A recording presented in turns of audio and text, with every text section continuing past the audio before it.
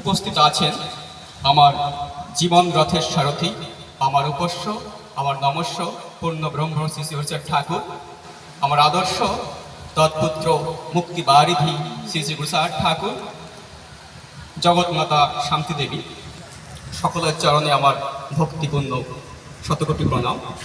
উপস্থিত মঞ্চে এই সমাজের ক্ষণজন্মা পুরুষগণ, যারা এই সমাজকে নেতৃত্ব দিয়ে সমাজের শিক্ষা দীক্ষা মানবতা নৈতিকতা সব দিক দিয়ে সমাজে নেতৃত্ব দেন, আমি সবাইকে আমার অন্তঃস্থল থেকে নমস্কার জানাচ্ছি।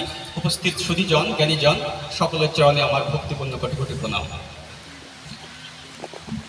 আমি আপনাদের চরণ ভরসা করে দুই একটি কথা বলার জন্য চেষ্টা করছি, আমাকে আপনারা আশীর্বাদ করবেন। ধন্যবাদ। শাস্ত্রে বলেছেন, চারি যুগে চারি ধর্ম জীবেরই কারণ, কলিতে ধর্ম হয় নাম সংকীর্তন। আমরা কলিযুগে বসবাস করছি।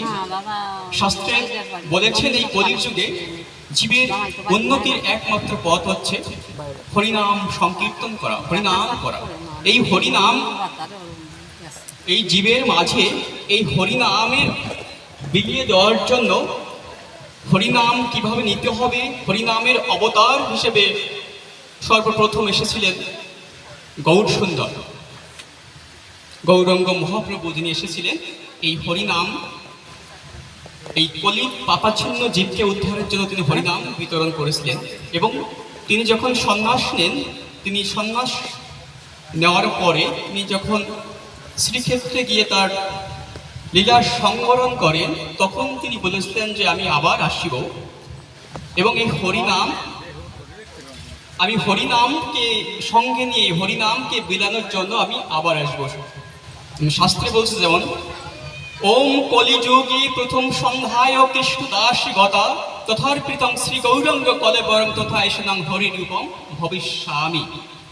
অর্থাৎ সর্বশেষে তিনি আবারও তিনি হরির রূপে অবতীর্ণ হবেন এরকম তিনি বললেন। এবং আমরা সবাই জানি সেই নাম অবতার শ্রী গৌরাঙ্গ মহাপ্রভু পরবর্তীতে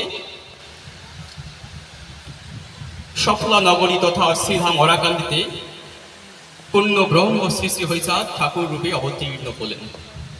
তিনি কিন্তু গৌরাঙ্গ মহাপ্রভুর যোগ্য উত্তরস্বরী এবং তিনি স্বয়ং গৌরাঙ্গ মহাপ্রভু। তিনি একমাত্রই হরিনাম কিন্তু প্রচার করেছেন, অন্য কিছু নয়। তিনি আমাদের জন্য 12টি আজ্ঞা দিয়ে গেছেন, যেটা আমরা পালন করি।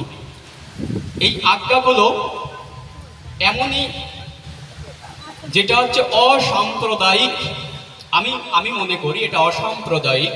যদি যে কোনো ধর্ম এই একবিংশ শতাব্দীতে যে কোনো ধর্মের মানুষ যদি এই প্রিন্সিপালগুলো, যে আজ্ঞাগুলো পড়েন, উপলব্ধি করতে পারবে যে এটা সমস্ত মানুষের জন্য সর্বজনীন। যেমন 1893 সালে চিকাগো শহরে স্বামী বিবেকানন্দ বলেছিলেন, সেখানে ধর্ম মহাসম্মেলনে বলেছিলেন যে এখানে যত ধর্ম রয়েছে, এই পৃথিবীতে এখন যত ধর্ম রয়েছে, সমস্ত ধর্মের মধ্যে সনাতন ধর্ম হচ্ছে সকল ধর্মের প্রসূতি স্বরূপ মা।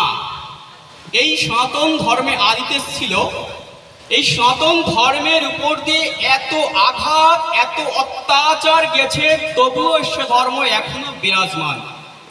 এই ধর্ম সমস্ত ধর্মের প্রসূতি, ইচ্ছা করলে পৃথিবীর সমস্ত মানুষ এই ধর্মে আশ্রয় নিতে পারবে।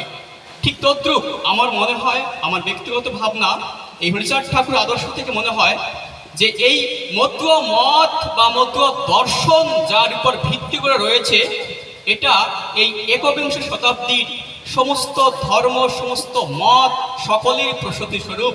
যদি ইচ্ছা করে পৃথিবীর সমস্ত মানুষ এই ধর্মে, এই মতে, এই দর্শনে আশ্রয় নিতে পারে।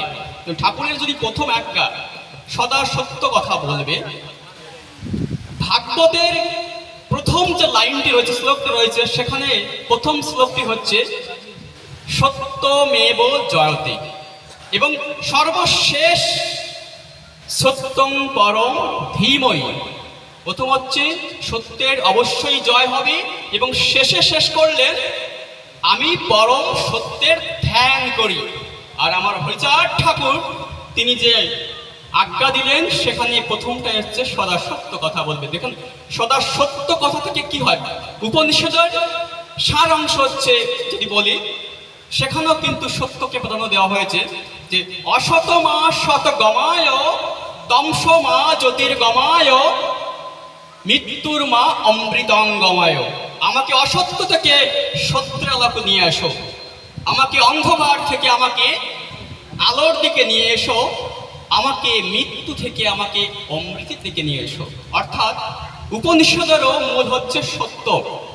এবং উপনিষদের কথা রবীন্দ্রনাথ ঠাকুর তার সঞ্চয়িতা কাব্যের একটি কবিতার মাধ্যমে বুঝিয়ে দিয়েছেন, এই সত্যকে ধারণ করলে কি করে একজন জারজ, কি করে একজন নিকৃষ্ট ব্যক্তিও ব্রাহ্মণ হতে পারে। সঞ্চয়িতা কাব্যের ব্রাহ্মণ কবিতায় আমি একটু বলি। ব্রাহ্মণ কবিতায় গৌতম ঋষি তিনি তার শিষ্যদের নিয়ে ব্রহ্মকুলে শিক্ষা দিচ্ছেন। এমন সময় সেখানে একটা বালক এসেছে। বালক গৌতম ঋষিকে প্রণাম করে বললেন, ভগবান, আসিয়াছি তব ঠাই দীক্ষা তরে ব্রহ্মবিদ্যা